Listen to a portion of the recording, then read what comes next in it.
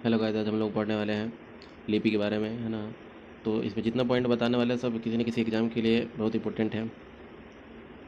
और ये कोई भी एग्ज़ाम है, चाहे बिहार एसएससी का हो, चाहे बिहार सीरियल का हो, चाहे बीपीएससी में भी एक दो क्वेश्चन पूछता है लिपि से और भाषा से।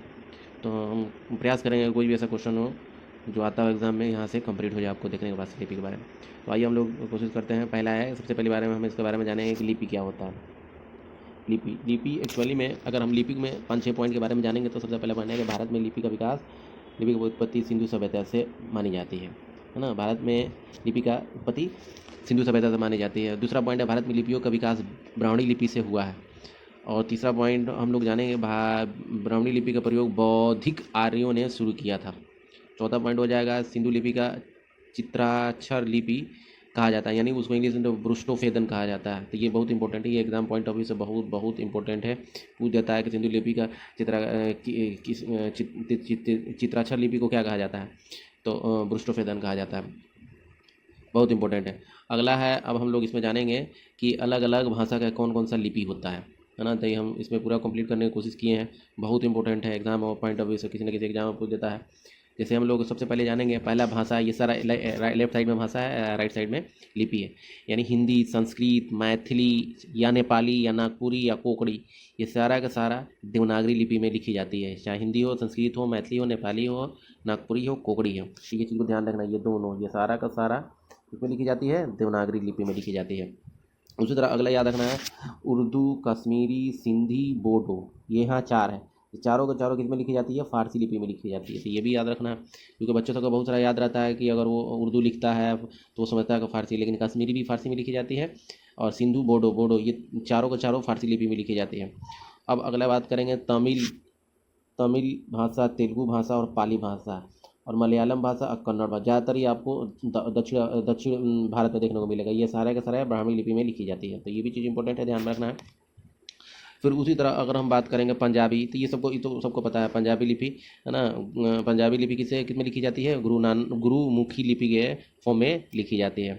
गुरु अंगद सेकेंड थे, है ना, जिन्होंने गुरुमुखी लिपि का खोज किया था, गुरु अंगद ने।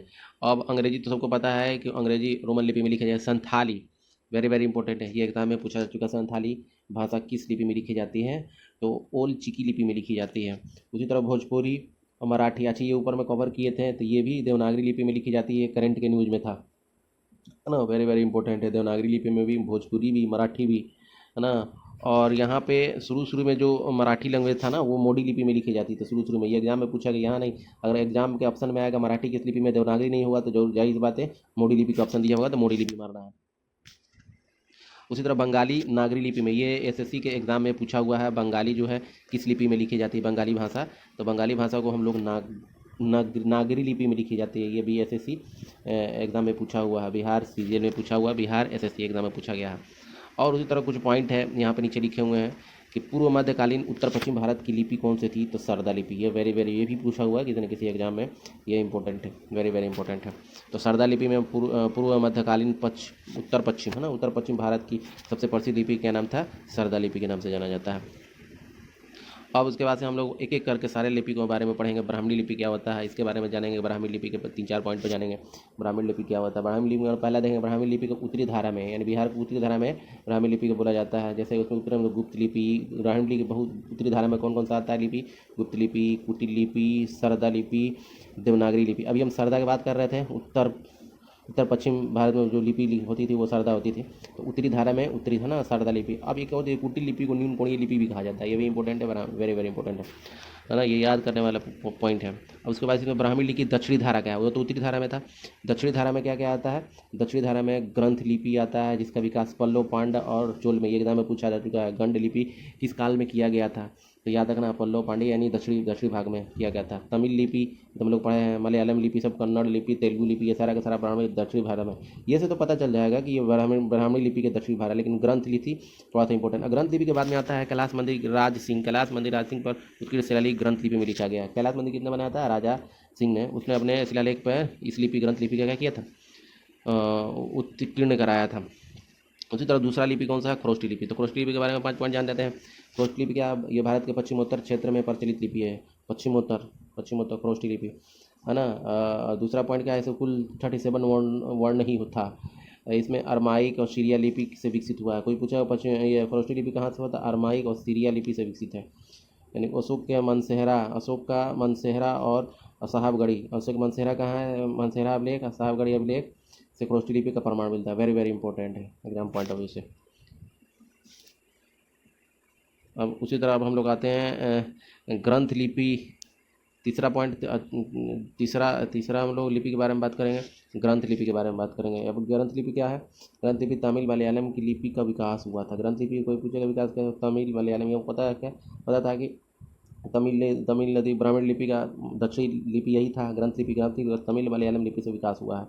उसी तरह सहमुखी लिपि सूफियों द्वारा चलाई गई ईरानी लिपि को सहमुखी लिपि कहा जाता है। तो सूफी द्वारा जो चलाया जाता है, सूफी जो होते थे वो सहमुखी लिपि का यूज करते थे। ईरानी लिपि और पंजाबी लिपि का संस्करण था ये सहमुखी लिपि।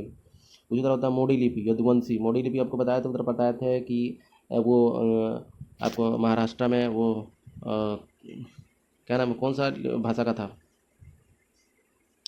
मोडी लिपि, किस भाषा को मोडी लिपि में लिखा जाता है। तो पीछे आपको हम बताए थे इधर कौन सा लिपि था, मोडी लिपि को लिखा जाता था, वो मराठी महाराष्ट्र में मराठी भाषा को मोडी लिपि में लिखा जाता था। तो ये चीज़ को भी याद रखना है, वेरी वेरी इंपॉर्टेंट है मोडी लिपि को। उसके बाद छठा पॉइंट क्या है हमारा, छठा पॉइंट है कि जेम्स प्रिंस ने 18 अशोक के श्रेय को पहली बार खरोष्टी लिपि और ब्राह्मी लिपि का पढ़ने का श्रेय मिलता है। दोनों का, खरोष्टी और ब्राह्मी लिपि दोनों का पढ़ने का उसको श्रेय था। दूसरी तरफ ब्रेल लिपि क्या था, very very important exam point से। ब्रेल लिपि था कि खोज 1828 में लुइस ब्रेल द्वारा ब्रेल लिपि का प्रयोग नेत्रहीन लोगों के पढ़ने हेतु किया गया था। वेरी वेरी इंपॉर्टेंट है ना। और उसके बाद अशोक के शार्ङ्गकुना ग्रीक अरमाइक लिपि से प्राप्त हुआ है। ये भी बहुत सारे एग्जाम में पूछा जा चुका है। अशोक का शार्ङ्गकुना किस भाषा में लिखा गया है, किस लिपि में लिखा गया था, ग्रीक अरमाइक। जैन पुत्र ने 18 लिपियों को उल्लेख है। जैन सूत्र में भारत को कुल 22 लिपि है। इंपॉर्टेंट है एग्जाम और पॉइंट। अब आ जाता है कि कौन सा लिपि हो जो दाई से बाई लिखी जाती है और बाई से दाई लिख रही है, तो किसी न किसी एग्जाम में पूछता ही है। तो याद रखना है, दाई से बाई लिखे खरोष्टी, अरमाइक, सिंधी, सीरिया, यूनानी, फारसी, नस्तली, ये सारे के सारे 7 लिपि हैं। ये दाई से बाई, जिस तरह उर्दू लिखा जाता है उसी तरह ये लिखा जाता है। तो एक अगर याद हो जाएगा तो बाई से दाई वाला अपने आप याद हो जाएगा। कोई एक याद कर लेना, बाकी याद करना है कोई भी याद कर सकते हैं। बाई से दाई लिखे वाला कौन, ब्राह्मणी हो जाएगा, देवनागरी हो जाएगा, गुप्त लिपि, कुटिल, सरदा, कली। याद कर लेना है, नोट्स बना कर इसको याद कर लेना है। वेरी वेरी इंपॉर्टेंट है। अब अगर हम देखते हैं कुछ इसमें इंपॉर्टेंट पॉइंट के बारे में बात करेंगे जो इसमें लिखे हुए हैं हम, है ना, तो उसको भी जान लेते हैं। मोडी लिपि का विकास 17वीं सदी में महाराष्ट्र में हुआ था। तो ये याद है कि ना, बताया था ना, कौन सा था, मराठी था। मोडी लिपि महाराष्ट्र में हुआ था। मोडी शब्द का उत्पत्ति फारसी शब्द सिकत से हुआ, जिसका अर्थ होता है तोड़ना या मोड़ना। वेरी वेरी इंपॉर्टेंट है। मोडी लिपि का यूज मराठी, उर्दू, कन्नड़, हिंदी, तेलुगु, तमिल, गुजराती जैसी अन्य भाषाओं में भी किया जाता है। बड़ी भाषा। नास्तिक लिपि की उत्पत्ति ईरान से हुआ, ये भी याद रखना। उर्दू भाषा के लिखने के लिए नास्तिक लिपि का यूज होता है। सरदा लिपि भारत के नॉर्थ वेस्ट में संस्कृत कश्मीरी भाषा के लिए यूज होता है। सरदा लिपि में कौन कौन सी भाषा के लिए, संस्कृत और कश्मीरी भाषा के लिए भी यूज होता है। तो ये था हमारा पूरा लिपि से रिलेटेड क्वेश्चन, जो बहुत इंपॉर्टेंट है। ये आपके एग्जाम पॉइंट ऑफ व्यू से बहुत इंपॉर्टेंट है।